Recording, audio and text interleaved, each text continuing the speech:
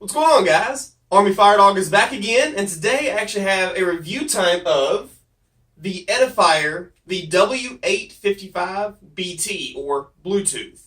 This is their premier product they offer, going for $150 on their website, and this is something that I consider to be a successor to the infamous H850 headphones that you guys seem to really enjoy. A lot of you all actually purchased and told me how much you enjoyed the headphone. So when it came to getting this in for an opportunity to review, I of course jumped on that chance. So after all these months of delay, it's finally time for me to give my review of the Edifier W855BT. And of course, as always, I like to start with the construction and then work my way down. So the construction of the W855s overall is actually very respectable. It doesn't use the cheap plastic like I'm familiar with using, even in this price point. This actually uses, as they claim to be, an aluminum magnesium alloy throughout the headband and on the ear cuffs. It feels plasticky, but it is of the premium feel, which would make sense because it has some aluminum mix in it. The articulation isn't the best in the world. I will say all it has is about this much, and even on the lowest setting,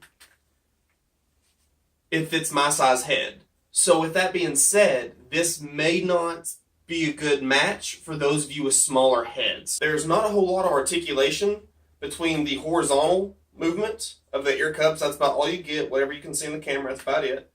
But there is a lot of movement on the up and down axis. I'll just use that, move the headphone. You get all that. That's actually quite a bit of movement. That should help with the varying head size that may have to be overcame with that adjustment there. Moving down to the ear cups, right here, on the right side of the ear cup is where all your controls are. Everything that is input, output, etc. is on the right side. Starting with the middle, you have the play, pause, answer, hang up, and also the NFC connection. On the right, or if you're wearing, it would be the forward option, you have your volume up. You just single tap for volume up, or hold for about 2-ish seconds for it to go track forward. The opposite is for the left or the rear if you were wearing it. The bottom of which is you have your on, off, and Bluetooth pairing toggle switch. You just push it all the way to the Bluetooth indicator and hold it for about 3 seconds, and it'll go into that pairing mode. You will also hear a kind of tone that you'll know it's in pairing because you'll hear it. Next to it, you have your standard 3.5mm aux jack input. So what this does is this allows you to, if these headphones are completely dead, you can continue to listen to them with the provided aux cable. That is a huge, what I feel should be standard option, but it's not quite there yet. So I definitely appreciate Edifier for putting this into their headphone. And then next to that, you have your micro USB charging input. Just standard micro. Now moving on down to the comfort. So build quality is great. Product lasting forever is great. Unless they're so uncomfortable you can't even stand to wear them for more than just a few minutes at a time. That is not the case with the Edifier W855BTs. From my experience, I've been able to wear these for several hours on end. Whether it be outside mowing the lawn, in here just listening, writing my reviews. My average review time from writing to recording and editing and whatever is between 4.5 to 5 hours. So, and I've worn this the entire time in between. So that says a lot for the comfort. And on the picture you'll see right now, I'm going to throw up, you'll see the holes that are actually on the inside of the cups. That does a wonderful job from keeping my ears from getting hot. I assume it'd be the same for you, but I had no issues with my ears getting hot while listening to these. And also, if you're going to stay on the ear pads, if you remember from my unboxing video, I thought these were going to be really thin, because they are thin. They don't feel firm at all. However, when matched with the really nice clamping force that's on the W855BTs, it's wonderful. Like, these are very soft and comfortable to wear. They don't put too much pressure on your head, but they also don't feel like they're about to fall off either. So it's a very nice Goldilocks range with the comfort they've done on the Edifier W855s. So very nicely done. I have zero complaints with the comfort. Well, I'll add one little caveat to that. For those of you with a sensitive head, the headband itself, the padding really is only designed to cover the aluminum that's the headband itself. It doesn't actually have any padding. So for those of you, again, with the sensitive heads, that may provide a little bit of discomfort. Not much, but I think it may be there. So finally, let's jump down to the sound quality, which is what you all care about, or majority of y'all care about. How will these compare to what I believe are the predecessors, the H850s, the infamous headphones? So do they sound similar? Is it a true upgrade? The answer to that is yes and no, but mostly no.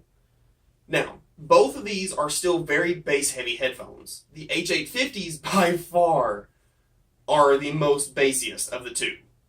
So if you want some heavy rock music and you just want to physically feel the bass, I can still give my highest recommendations to the Edifier H850. And I encourage you to check out my review of that product if you want more information there. But with these, the W855BTs are still very bassy. Don't make no mistake about that. However, it's a more audiophile friendly style headphone.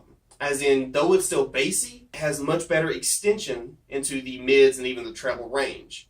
And I'll touch on that here very, very soon. But the Soundstage on the W855s is not directly in your face. Things sound very close to you. It's just not suffocating. Usually with that, when it has a more narrower soundstage, the instrument separation takes a very bad hit. And that's not necessarily the case with the W855s. I'm actually able to still enjoy and discern individual instruments up to a small orchestra. The imaging is not good. You are listening to headphones when you have these on. So if you're expecting to put on the 855s and just be whisked away into whatever experience or movie or whatever you decide to be listening to, don't expect that, because the audio doesn't sound natural enough due to the heavy bass emphasis, at least in my opinion, to be able to get that realism that's required for you to get good imaging. And in several months I've had these, I've never been able to get that. These have always been a fun, bob your feet kind of sound to it. But with that aside, let me jump into the individual aspects and talk about those, so maybe I can describe what I'm trying to portray a little bit better. So the treble, as I mentioned earlier, does have much better extension on the W855s versus the H850s. It's still, you can actually hear the treble, you can hear the pianos, the violins, bells, even cymbals in the background, even with your music playing. With the H850s, you couldn't really make those out. Once the main music started playing, that's all you could hear was the main music. You couldn't hear the micro details that's in the background. With these, surprisingly enough, and very pleasantly enough, I was able to still hear that, and that's a really good touch.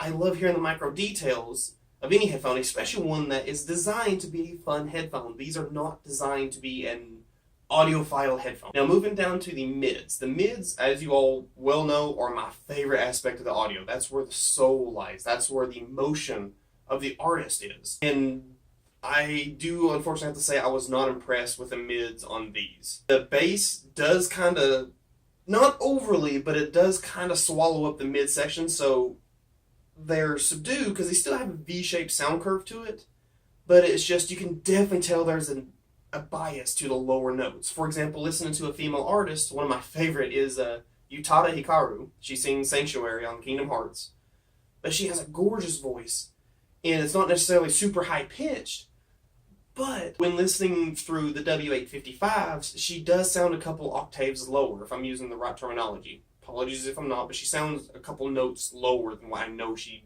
naturally sounds. And that's kind of a letdown. Male vocals, same aspect. They sound a little bit lower in the tones than what I know they sound.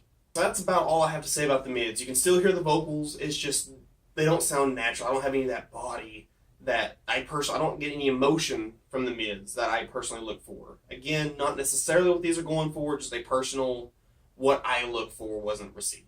Now, moving on to the bass. If you're wanting a bass headphone that's Bluetooth and still pretty good for the audio enthusiast side and still a great sounding headphone, you're going to love the 855s.